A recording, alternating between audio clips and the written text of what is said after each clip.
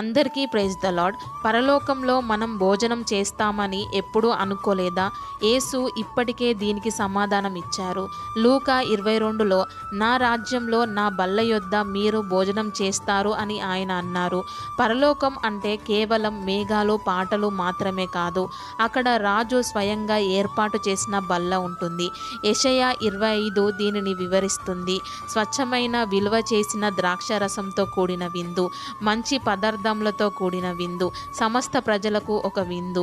ఊహించుకోండి, అత్యున్నతమైన విందు, ప్రతి కోరిక తీర్చిన విందు, ప్రతి కన్నీటిని తుడిచివేసిన విందు, ప్రతిదీ నూతనమైన, ప్రతి హృదయం నిండిన, ప్రతి వాగ్దానం నెరవేరిన పరిపూర్ణత, ఐక్యత యొక్క క్షణం. ఆకలి లేదు, నొప్పి లేదు, ఇక వీడుకోళ్ళు లేవు. గొర్రెపిల్ల సమక్షంలో ఆనందం మాత్రమే, శాశ్వతమైన పవిత్రమైన ఆనందం. దీనికి అర్థం యేసు కేవలం మిమ్మల్ని ఇంటికి స్వాగతించడం మాత్రమే కాదు, ఈ విందును మీతో పంచుకోవడానికి కూడా ఎదురు చూస్తున్నాడు. మీరు ఆ బల్లపై కూర్చోవాలని అనుకుంటే ఆమెన్ అని టైప్ చేసి ధన్యవాదాలు యేసు అని ప్రకటించండి. ఎందుకంటే మీ ఆహ్వానం ఇప్పటికే మేకులతో గుచ్చబడిన చేతులతో రాయబడింది. ఆమెన్.